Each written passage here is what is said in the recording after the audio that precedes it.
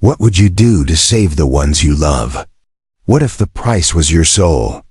In the heart of an African village, one young man made a deal with the devil itself, and now, the very land he fought to save is on the brink of destruction. Stick around as the spirit of the Forbidden River rise. Will he save his people, or lose everything?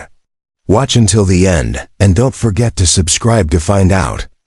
In the village of Nigerian, the sun blazed relentlessly, scorching the land and withering the once vibrant crops. Water sources had run dry, and the villagers were growing weaker by the day. Kofi, a young villager, watched as his mother, frail and sickly, grew weaker with every passing day. His heart broke at the sight of his people suffering. Desperate, Kofi recalled the elders' stories of the Forbidden River, an ancient source of life, hidden deep within the jungle, said to be cursed. But when he saw his village dying, he knew he had no choice but to find the river, to offer anything to save them. One night, with his mind set on saving his people, Kofi ventured into the jungle alone, hearing only the rustling of leaves in the wind. Deep within the forest, he found what he sought, an eerie, glowing river surrounded by an aura of darkness. From its depths rose a figure, a shadow cloaked in mist, with eyes that gleamed like fire. "I know why you've come," the spirit of the river spoke, its voice a cold whisper. "I will give you what you desire, but the price is yours to pay." Kofi, driven by his need to save his village, accepted without hesitation, sealing the deal with a blood oath. Kofi returned to the village, his heart racing. As he stepped into the heart of Nigerian, something miraculous happened. Water poured from the river, lush crops sprouted from the soil, and the dry land seemed to come back to life. The villagers rejoiced, crying out in gratitude as the land was revived, the rivers flowing once more. But as the joy filled the air, Kofi felt a sense of unease. The villagers drank from the river eagerly, but over the next few days, he noticed strange changes in their demeanor. The children, once full of energy, seemed listless, and the elders no longer had the vigor they once did. Their eyes grew dull, and they moved slowly, almost as if they were living in a trance. Kofi stood by the river that night, feeling the weight of his decision. The spirit appeared once again, its voice soft and dangerous. "You see the cost now," it whispered. "The river gives, but it takes in return." Kofi felt a chill run through him, but he could not turn back. His village was saved, and for now that was enough. As days passed, the village continued to thrive, but the changes in the people only deepened. The villagers grew more and more reliant on the river, their spirits fading with each passing day. Kofi's mother, once on the brink of death, now seemed healthier, but her eyes held an unnatural emptiness. It was then that Kofi realized something far worse than he had imagined. The river was feeding off of them, draining their life force to sustain its power. Desperation clawed at his heart, and the guilt of his pact weighed heavily on him. One evening, as Kofi walked by the river, he was confronted by the spirit once again. It rose from the water, its form shifting and distorting in the moonlight. "You think you can break the deal?" The spirit hissed, its voice a mixture of amusement and warning. "You belong to me now, just as your people belong to the river." Kofi's blood ran cold, and he realized that breaking the deal was not as simple as he had hoped. He had made a choice, a terrible, irreversible choice, and now he had to live with it, but he would not give up. He had promised to save his people, and he would find a way, no matter what it cost. In his fear and guilt, Kofi confided in his closest friend Kwame, the only person who seemed to notice the unnatural changes in the village. They sat under the fading light of the setting sun, speaking in hushed voices. Kwame, ever the skeptic, had heard the rumors about the Forbidden River and the spirit that guarded it. "Kofi, do you understand what you've done?" Kwame asked, his voice low with concern. "You've traded the souls of our people for water, for food. You can't just undo that." But Kofi, though weighed down by the knowledge of what he had done, refused to accept the curse.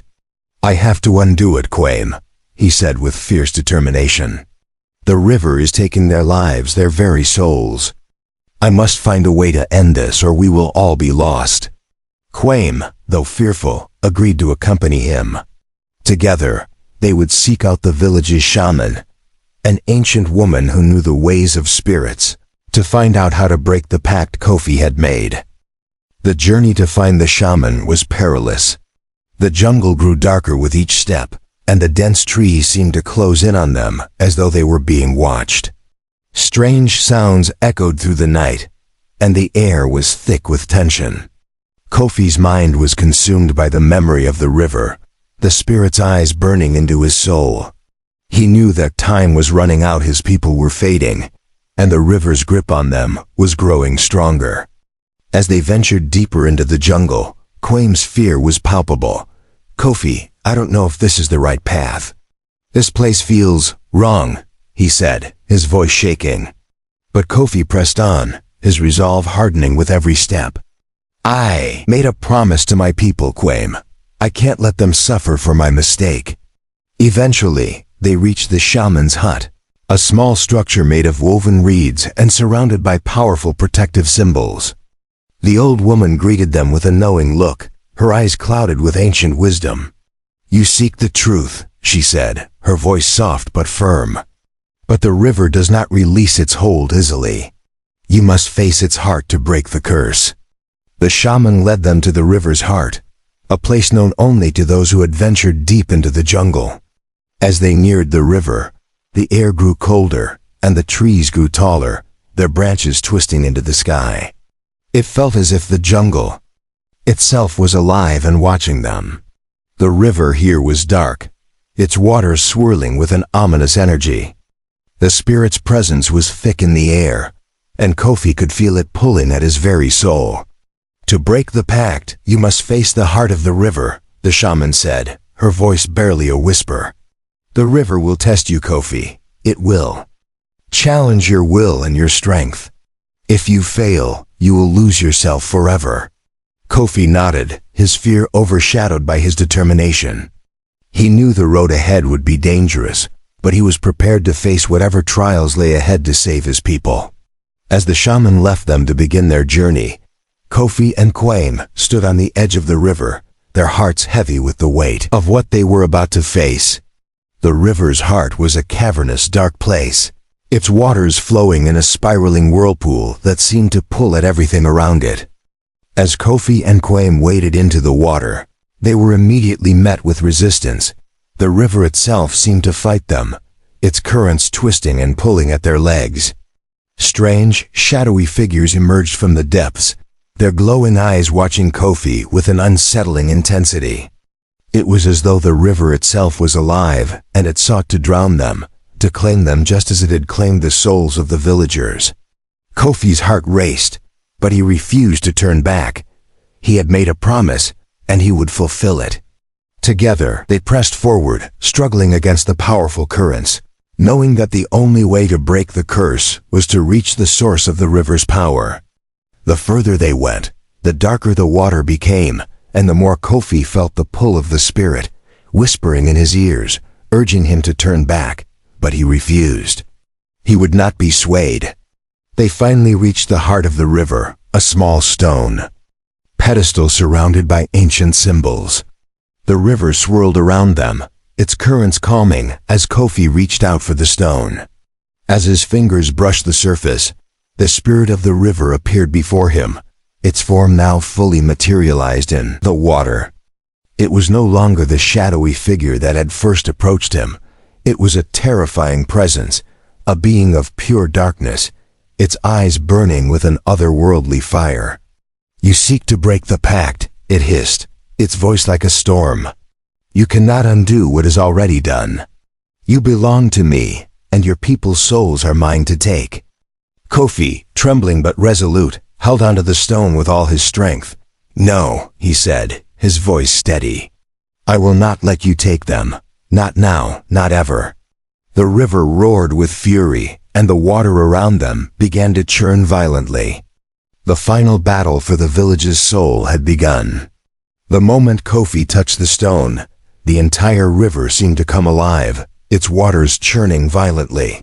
The spirit of the river rose from the depths, twisting and shifting in a form of darkness and water. The air grew thick, and Kofi's heart raced as the spirit's eyes glared at him, its voice an agonizing whisper that filled his mind. "You think you can defeat me? You are a fool, Kofi. Your people are mine, and now, so are you." Kofi's body trembled as the spirit's power washed over him, but he refused to let go. The stone pulsed in his hand, glowing brighter with each passing second. It was the key to breaking the pact. He could feel it. With all his strength, Kofi called upon the ancestors of his village, their spirits embedded in the land and the river itself. "I won't let you take them," Kofi shouted, his voice trembling with determination. "I made a promise, and I will keep it." The river roared louder, as if mocking him, but Kofi pressed on, his grip tightening on the stone. He could feel the spirit weakening, its grip on the river starting to loosen. The spirit howled, its form becoming increasingly unstable as Kofi's resolve hardened. The water around them swirled and splashed violently, and for a moment, Kofi thought he would be swept away. The ground beneath his feet seemed to shift and crack, but he held firm, his body weary but his spirit unyielding. Quaim stood by his side, his face full of fear, but his voice steady. "Kofi, you must hold on. If you let go, the river will consume us all." Kofi nodded, his breath shallow, but his mind clear. He could see the villagers in his mind's eye, their faces, their lives, everything he had fought for. He thought of his mother, now healthy but still carrying the weight of their bargain. "I can do this," Kofi whispered to himself, focusing all his energy on the stone. With a final, desperate cry, the stone in Kofi's hand began to glow with blinding light. The water churned, swirling violently as the spirit screamed in agony, its form cracking and disintegrating before their eyes. The river trembled as the light from the stone grew brighter, its power overwhelming the spirit of the river. In a final burst of energy, the spirit let out a deafening shriek, the sound echoing through the jungle and beyond. The water around them surged violently, and Kofi felt the spirit's hold on him break, its presence fading into the night. The stone in his hand shattered, its glow dimming as the last remnants of the spirit were consumed by the light. The river, once dark and menacing, began to calm, its waters returning to a peaceful flow. Kofi collapsed to his knees, exhausted and overwhelmed by the intensity of the battle. Quaim rushed to his side, pulling him into an embrace. "You did it, Kofi. You freed them. You freed all of us." Kofi's chest heaved as he tried to catch his breath, but his heart swelled with relief. The curse was broken. His people would be saved. But as he looked out at the river, he knew that the darkness had not been fully eradicated. It still lingered in the depths, waiting to rise again. As the sun began to rise, painting the sky with hues of gold and orange, Kofi and Quaim made their way back to the village. The journey back was silent, the weight of what had just occurred hanging in the air. When they arrived, the villagers were waiting, their faces full of hope and expectation. Kofi's heart skipped a beat as he saw his mother standing in the crowd, her eyes filled with warmth and life. The people gathered around him, their voices filled with gratitude and awe, but Kofi's thoughts were far away.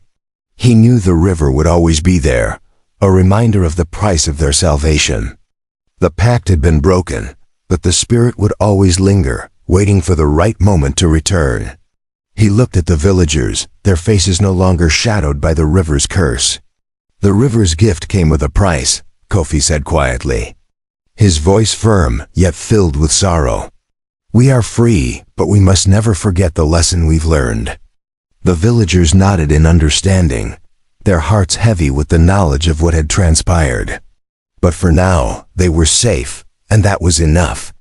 The days that followed were filled with rebuilding.